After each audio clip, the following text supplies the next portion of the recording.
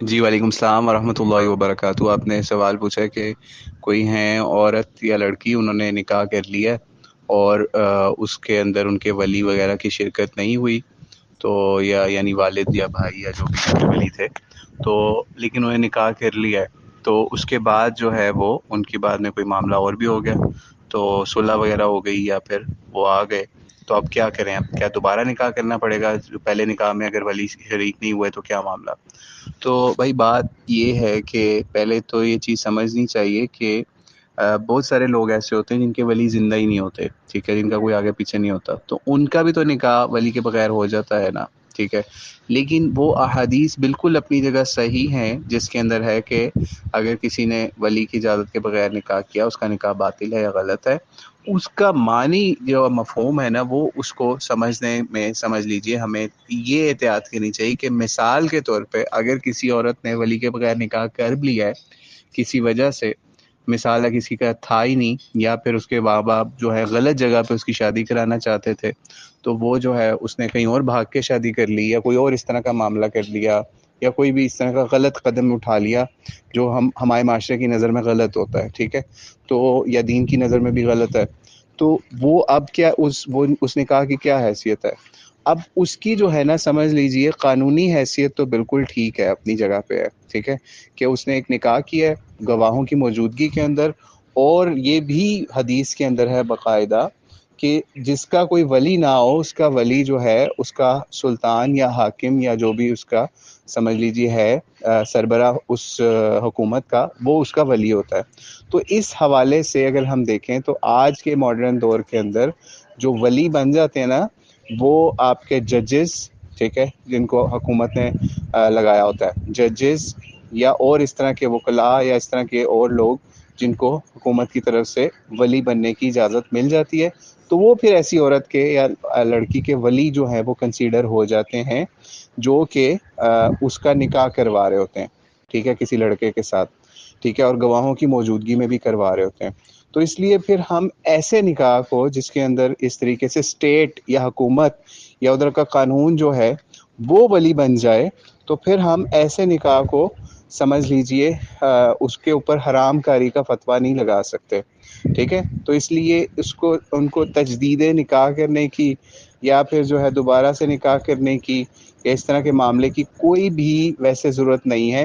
لیکن ہاں، اگر وہ اپنی تسلی کرنا چاہتے ہیں، ان کو ڈر آ رہا ہے اللہ تعالیٰ سے، تو ان کو پہلے ڈرنا چاہیے تھا، ایسی خواتین کو بھی خاص طور پہ، یا ایسے ماں باپ کو بھی، اگر انہوں نے غلط جگہ پہ سوچا تھا اس کا کرنے کا، یا اس کے اوپر کوئی اور معاملہ، کوئی پریشر یا اس طرح کے معاملات پہ جا رہے تھے، تو وہ پھر ان کو پہلے سوچنے والی یہ باتیں تھی. اب اس کی کوئی ضرورت نہیں ہے. لیکن اگر پھر بھی ان کا بہت زیادہ دل چاہ رہا ہے تو پھر وہ یہ کریں کہ وہ جو نکاح پہلے ہوا ہے ان کا، ٹھیک ہے، اسی حق مہر کے ساتھ اس کی جو ہے صرف ایک سمپل دو گواہ وہی والے بلا لیں جو پہلے تھے، ٹھیک ہے، اور ماں باپ جو باپ جو ہے،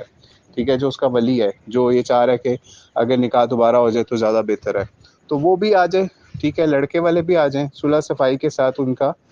دوبارہ وہ نکاح صرف گھر والے اس کے اندر ہوں، کوئی باہر تماشا لگانے کی ضرورت نہیں ہے، پوری دنیا کو بتانے کی یا دعوتیں اڑانے کی یا اس طرح کی ضرورت نہیں ہے. صرف اور صرف یہ ایک عادہ کر لے کہ ہم نے جو کام کیا تھا ہم اس کو اب جو ہے وہ صحیح طریقے پہ کرنے لگے ہیں، تو جناب اللہ تعالیٰ اس کو قبول کر لے، ٹھیک ہے. تو یہ صرف اپنی دل کی تسلی کے لیے، نہیں تو اس کی بھی کوئی ضرورت نہیں ہے، کیونکہ جو پہلا نکاح ہوا ہے اگر وہ شرعی قواعد کے ساتھ ہوا ہے، ایجاب و قبول اس کے اندر ہوا ہے، ٹھیک ہے، اور اس کے ساتھ ساتھ جو ہے گواہ اس کے اندر شامل تھے، ٹھیک ہے، اور یہ ساری چیزیں تھیں جو ایک نکاح کی ضرورت شرائط ہوتی ہیں. میاں اور بیوی یعنی لڑکا اور لڑکی دونوں راضی تھے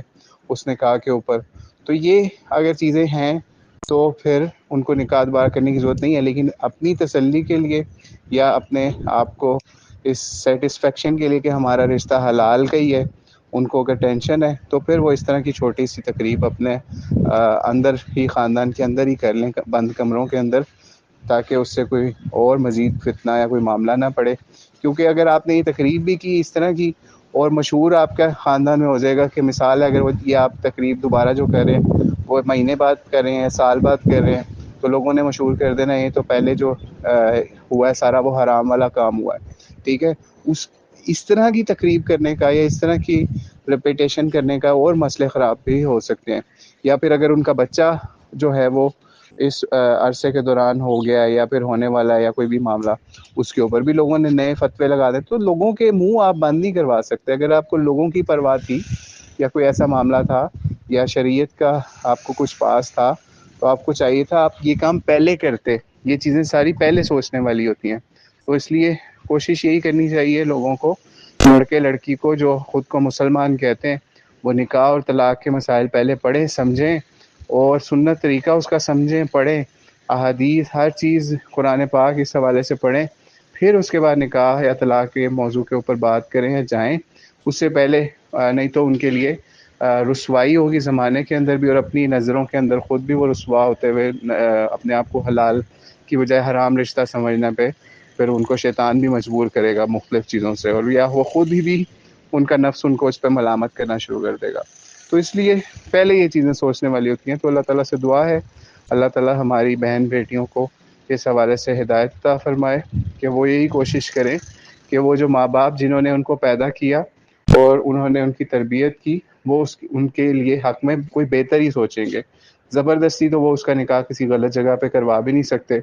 جب تک لڑکی کی ہاں نہ ہو، کوئی بھی دنیا کا قانون ان کو جو ہے نکاح میں باندھ نہیں سکتا۔ تو اس لیے ان کو چاہیے کہ ماں باپ کا بھی لحاظ کریں اور معاشرے کا بھی لحاظ کریں، تاکہ ان کی بھی عزت خراب نہ ہو اور ان کے والدین کی بھی اور ان کے ولی بھی اس چیز کے اوپر ان کے ایسا ایشو نہ کریٹ ہو۔ لیکن اگر کوئی ولی کس کا کافر ہے یا کوئی اور خرابیاں ہیں، پھر تو اور معاملات شروع ہو جاتے ہیں۔ واللہ اعلم بالصواب۔ السلام علیکم ورحمۃ اللہ وبرکاتہ۔